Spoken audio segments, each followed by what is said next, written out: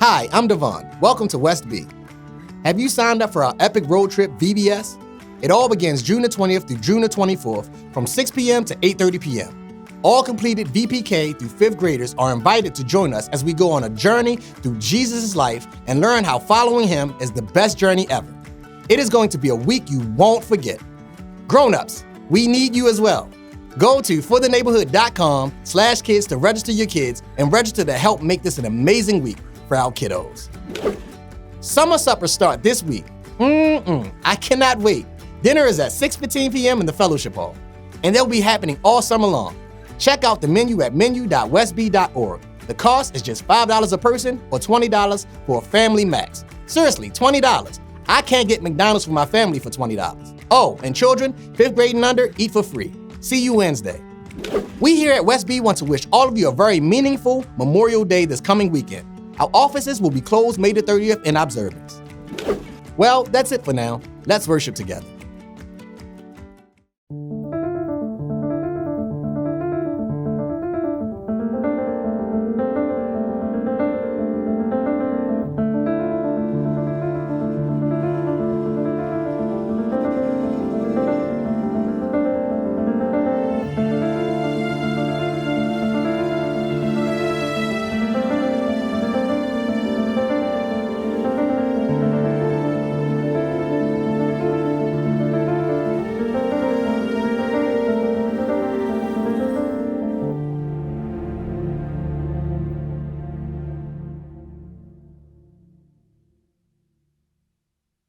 In Matthew chapter 10, verse 39, Jesus says, "If you cling to your life, you will lose it.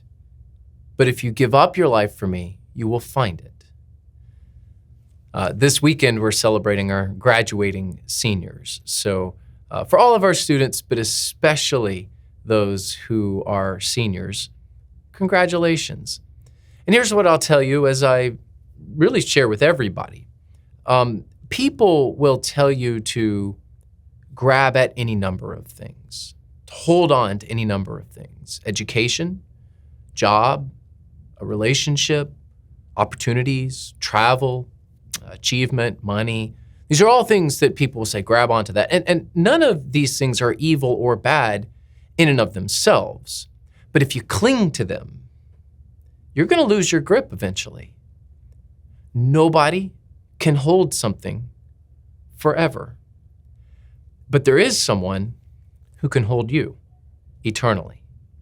And this is what Jesus is talking about. You give up your life for him. Give up your life for Christ, and he will never let you go. We're in a series, Understanding God's Story from Beginning to End. We started in Genesis at the beginning of the year. We're making our way through some of the major and minor prophets at this section here. And we're going to be learning about Daniel today, a young man who ended up being I'll call him a daring prophet. And he shows us how, really what it looks like to cling to nothing but God himself. Daniel finds his life, who he really is, but only because he's willing to give up everything for the glory of God.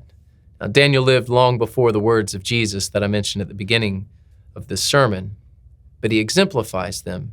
We can certainly connect what Jesus taught to how Daniel lived. So let's get just a little taste of who Daniel is.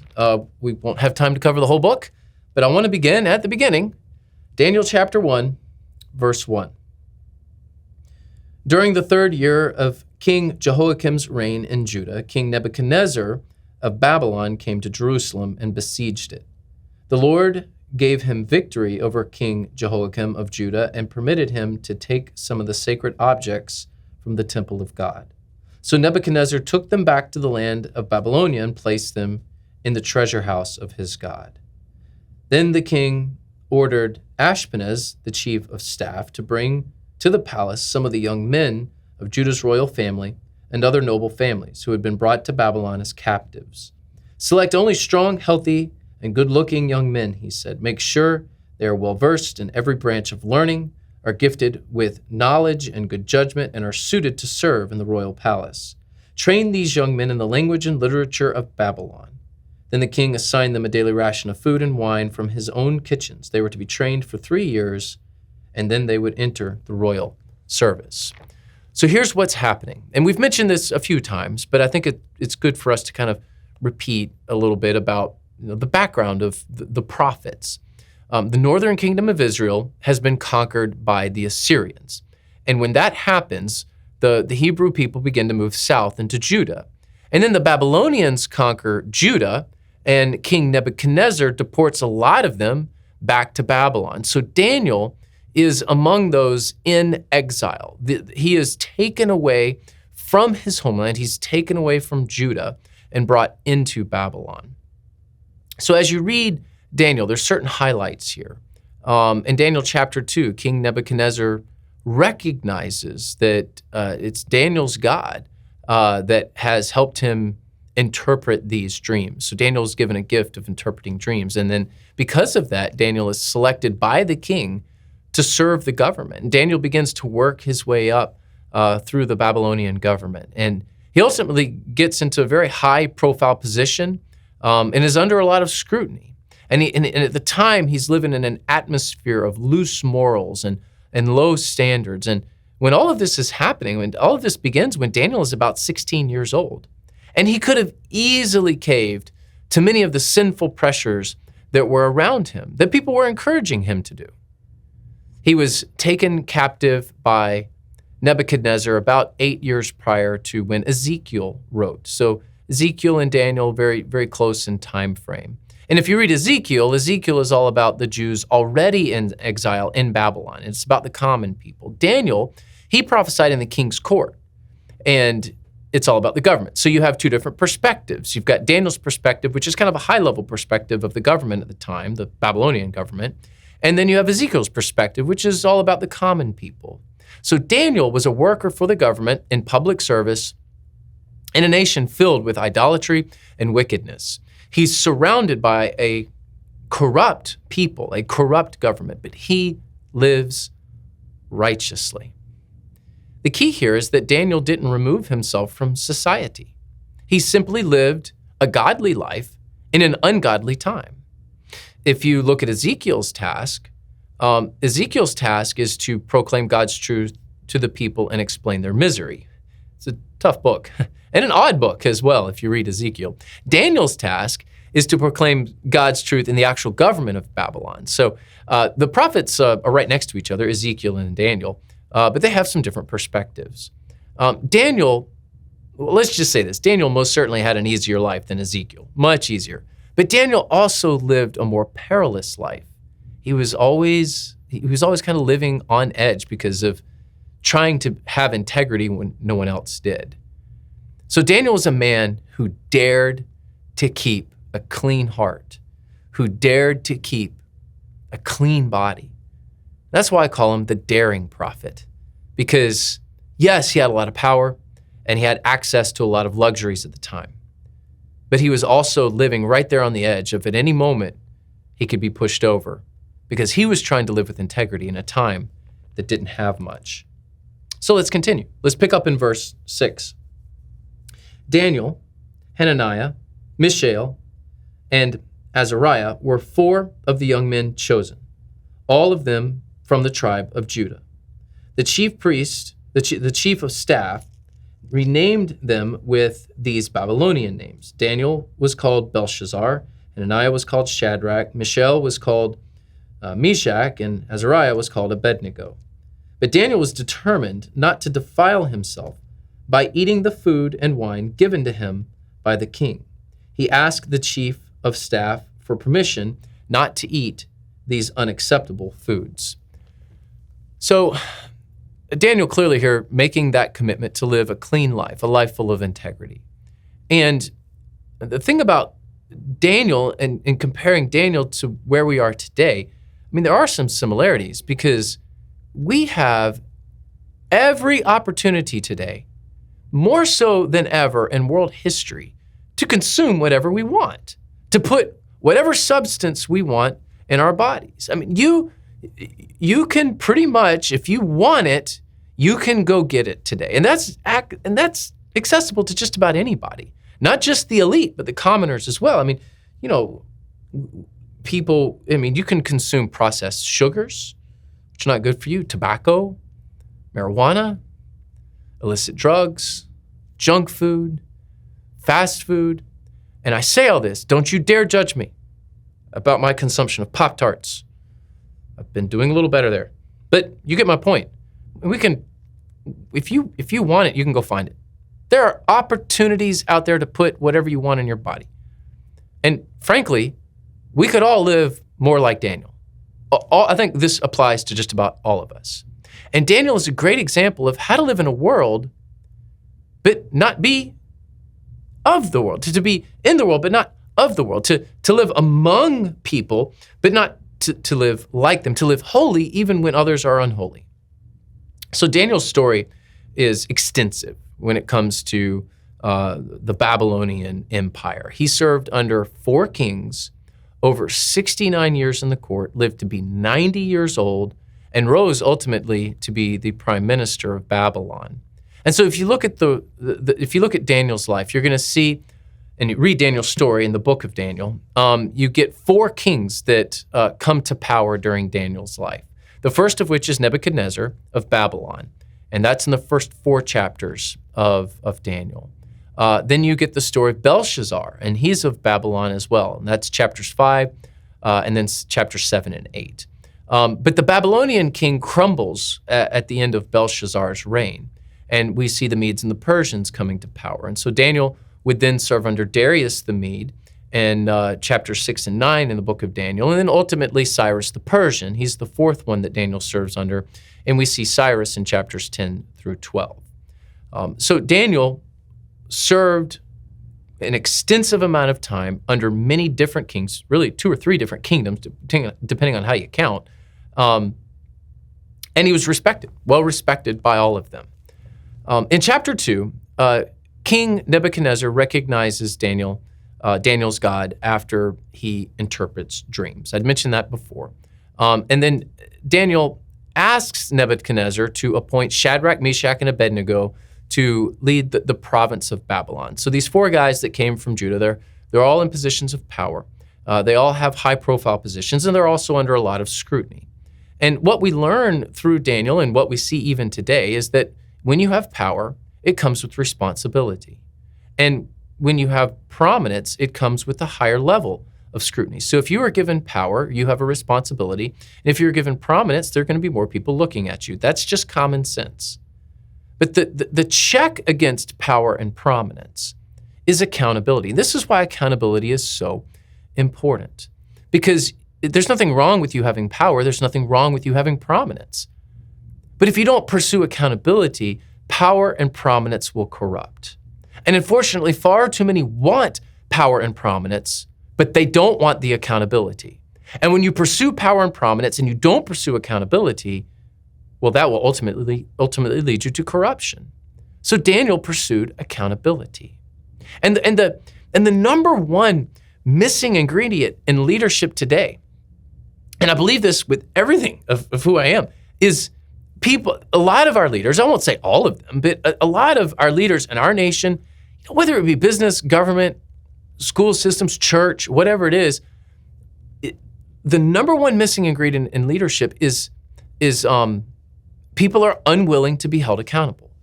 You should seek out accountability if you are in a position of leadership. And this is what happens with King Nebuchadnezzar between chapters 2 and 3. In chapter 2, Nebuchadnezzar, and I'm paraphrasing here, but basically kind of comes to the conclusion, hey, I'm from Babylon, but there must be something to Daniel's God. There's something here. And by the time you get to chapter 3, Nebuchadnezzar is saying, nope, I am God. So something happened between chapter 2 and 3. There's probably a few years. We don't know the exact number of years, but there's probably a few years between these chapters, between 2 and 3. And what God does is, because Nebuchadnezzar thought that, well, I'm God, the true God takes the king's sanity. And the lesson here is that over time, power will corrupt without accountability. And over time, prominence will lead to arrogance. And there's nothing more dangerous than corrupt arrogance. And that's what happened to Nebuchadnezzar. Belshazzar would ultimately rise to power. And Belshazzar is the grandson of King Nebuchadnezzar. So there's a family connection there. And at this point in the story, when we get to the story of Belshazzar's reign in the book of Daniel, Belshazzar knows that the Persians are about to conquer them. And because of this, he just basically parties at the very end. He lives even more licentiously. He doesn't even attempt to try to right things. And because he didn't, well, he gets the writing on the wall. Perhaps you've heard that phrase. The writing is on the wall. Well, that comes from Daniel chapter 5 at the end of Belshazzar's reign, when everything is falling apart and the Persians are about to conquer the Babylonians. Let's get your Bibles, open them up, turn them on. Daniel 5. I'm going to read you the first 5 verses here. Many years later, King Belshazzar gave a great feast for 1,000 of his nobles, and he drank wine with them.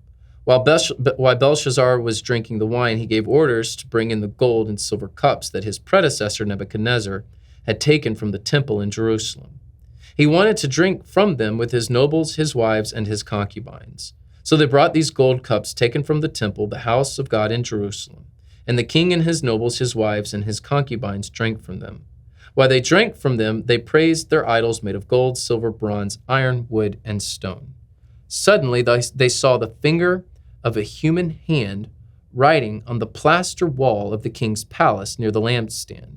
The king himself saw the hand as it wrote, and his face turned pale with fright. His knees knocked together in fear, and his legs gave way beneath him.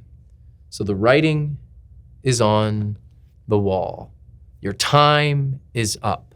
Danger is imminent. Now, what did the hand write? What did the king see? Well, Daniel interprets. Let's pick up this story in verse 25. This is the message that was written. Many, many, tekel, and parson. This is what these words mean. Many means numbered. God has numbered the days of your reign and has brought it to an end. Tekel means weighed, for you've been weighed on the balances and have not measured up. Parson means divided. Your kingdom has been divided and given to the Medes and Persians. Then at Belshazzar's command, Daniel was dressed in purple robes. A gold chain was hung around his neck, and he was proclaimed the third highest ruler in the kingdom. That very night, Belshazzar, the Babylonian king, was killed, and Darius the Mede took over the kingdom at the age of 62. Many, your time is up. Tekel, you don't measure up. Parson, God has taken you down. That's what these words mean.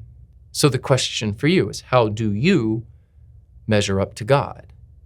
Well, the answer here is you've got to give it all to him. How do you avoid going down to judgment? Well, you look up to the cross. This is, the essence of the gospel that we find in the New Testament, that, we can't escape judgment. The writing is on the wall for us. And we are sinners, and apart from some sort of intervention, we are doomed for hell. But Christ has intervened on our behalf. He has become our mediator. He has sacrificed for us. And this is the beauty of the cross. This is the beauty of what Jesus does. When we look up to the cross, we are avoiding the judgment of going down. And Jesus saves us. And ultimately, the writing's on the wall for us, but when we're clothed in the righteousness of Christ, God views us in a completely different way. So Jesus offers his grace. He offers his forgiveness to us. For those who accept him as Lord and Savior, when they look up to the cross, they see salvation. Unfortunately for Belshazzar, he wasn't seeking the true God. So he dies, King Darius rises to power, and the Babylonian Empire gives way to the Persians. Now, the new administrators of the kingdom devise a scheme to remove Daniel's power. So Daniel has been elevated to power. He didn't ask for this power, by the way. Belshazzar just gives it to him. And now that there's a new regime in, these new people who are power hungry desire for Daniel to be gone, because Daniel holds a lot of power. He is well respected. And so they begin to persecute him for his belief in God. And ultimately, Daniel is going to find himself in the lion's den. And many know this story about Daniel in the lion's den. Now, here's something to note. I don't know what image you have of Daniel. Maybe you've got pictures, in a Bible storybook or some sort of image that you've got of Daniel in the lion's den in your mind. Just realize this. When Daniel is in the lion's den, he's in his 80s. He's 83, 84, 85 years old. We don't know exactly, but he's in his 80s. So he's risen to the highest levels of government, and he's lived this life of integrity. He's well respected. Even if you disagreed with Daniel, you still respected him. And he's about to be thrown into a pit of ravenous lions for doing what? Well, it was for praying. It was for praying. They tricked him because of his convictions. And this new regime, these new people of power, because he was praying, tricked him and devised a scheme to get rid of him. So he served under 3 kings. He spent decades in leadership, respected by everyone. No one questioned his loyalty. But now, because of some jealous peers, he ends up in the lion's den. This means of conviction is also the means of protection. Prayer gets him thrown into the pit, and it is prayer that gets him out. So, what was the writing on the wall for Daniel? Let's go to Daniel chapter 6 and read the rest of this story. Look at verse 16 here in Daniel chapter 6. So at last the king gave orders for Daniel to be arrested and thrown into the den of lions. The king said to him, "May your God, whom you serve so faithfully, rescue you." A stone was brought and placed over the mouth of the den. The king sealed the stone with his own royal seal and the seals of all his nobles, so that no one could rescue Daniel. Then the king returned to his palace and spent the night fasting. He refused his usual entertainment and couldn't sleep at all that night. Very early the next morning, the king got up and hurried out to the lion's den. When he got there, he called out in anguish, "Daniel, servant of the living God, was your God, whom you serve so faithfully, able to rescue you from the lions?" Daniel answered, "Long live the king. My God sent his angel to shut the lions' mouths so that they could not hurt me, for I have been found innocent in his sight, and I have not wronged you, your majesty." The king was overjoyed and ordered that Daniel be lifted from the den. Not a scratch was found on him, for he had trusted in his God. Then the king gave orders to arrest the men who had maliciously accused Daniel. He had them thrown into the lion's den, along with their wives and children. The lions leaped on them and tore them apart before they even hit the floor of the den. The story of the Bible converges in one place, and that is the cross of Jesus. And the story of the Bible converges in one person, Jesus. Psalm 22, verse 21 says, "Snatch me from the lion's jaws." It's a messianic psalm, meaning it points to Jesus. And the context here is the crucifixion. And so when we connect the dots of what we see in Psalms, what we see in the book of Daniel, and ultimately what we see in the New Testament, is we see Daniel pointing to Jesus himself. Daniel's peers conspired against him. Well, Jesus was betrayed by his own people. Daniel could not be accused of corruption. He was punished anyway. Pilate found no grounds to charge Jesus. He was charged anyway. Daniel submitted to God's will, knowing death was imminent. Jesus said, "Not my will, but yours," knowing the cross was before him. Daniel was thrown into the pit of lions. Jesus was placed in the tomb. The stone was placed over the lion's den, certain death inside. A stone was rolled over the tomb of Jesus. In 3 days, Jesus was in that tomb, which made death a reality. Daniel was found alive in the morning. Jesus was found alive in the morning. God shut the mouths of lions, and God raised Jesus from the dead. It's amazing what God will do. It's amazing how God will work with a person of integrity, a person who is bold, a person who cares nothing but for the gospel. I'm going to take you back in time to 1925. There was a 17-year-old working on his car in the family garage in Tennessee. And a question hit him as he was working on his car. What should I do with my life? It's a question a lot of teenagers ask. It's a good question. And then he said, no, that's not it. What would God have me do with my life? That's the better question. And in that moment, Bill Wallace knew that he would be a medical missionary. That was his calling. He would ultimately go to China in 1935, and this was during a time of terrible political instability. But he would operate on people during political uprisings. He would minister to people during the Japanese invasion. And during World War II, he was often out there in the field helping others, even as bombs were going off all around him. Bombs would ultimately destroy his hospital. So he put the hospital on a boat. Everyone that he knew urged him to leave. He was in a war zone. You've got to get out of there. And his response was simple. I will stay as long as I am able to serve. One person wrote of him, find the sickest patient, and that is where Bill will be. Ultimately, the communists arrested him. They tortured him for days in the absolute cruelest ways. One night, the guards had had enough of his firm defense of the truth, and they beat him to death.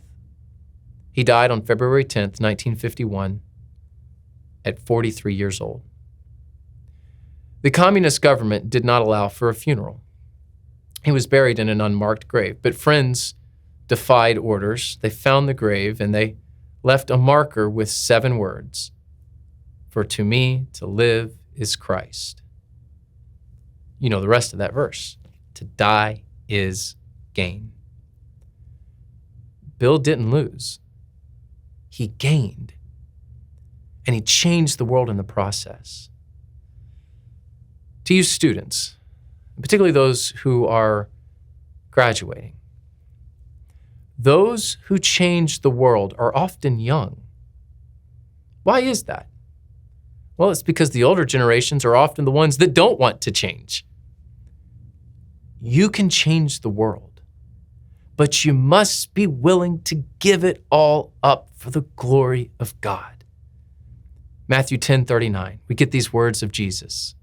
If you cling to your life, you will lose it, but if you give up your life for me, you will find it. What does Daniel's story and Bill's story have to do with you? I mean, Daniel survived the lion's den. Bill did not survive the communist oppression. Well, what does all this have to do with you? Well, ultimately, as we learn through both of these stories, it's not about you. Whatever time you have on earth, it's not about you. There is a message that the world needs to hear from you. That's what it's about. There is a decree from the king. Well, back to Daniel 6, we get a decree from the king. This is King Darius, and here's what it says. Then King Darius sent the message to the people of every race and nation and language throughout the world. Peace and prosperity to you. I decree that everyone throughout my kingdom should tremble with fear before the God of Daniel. For he is the living God, and he will endure forever. His kingdom will never be destroyed, and his rule will never end. He rescues and saves his people. He performs miraculous signs and wonders in the heavens and on earth. He has rescued Daniel from the power of lions. So Daniel prospered during the reign of Darius and the reign of Cyrus, the Persian. Did you pick up on this? It's a decree from the king. And this decree goes throughout the entire kingdom to every race, nation, and language. There's another king who desires for his message to go to every tongue, tribe, and nation. We have this message from King Jesus, and it's good news. The lion's pit is empty, and Jesus is alive.